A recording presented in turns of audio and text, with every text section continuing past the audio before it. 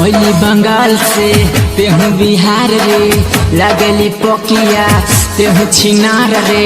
ओली बंगाल से तेहू बिहार रे लगली पकिया तेहू छिनार रे।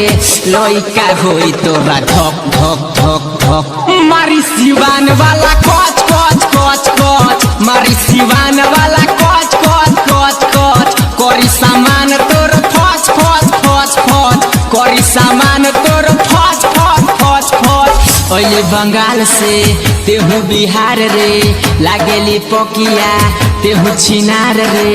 लइका होई तोरा धक धक धक धक मारी सिवान वाला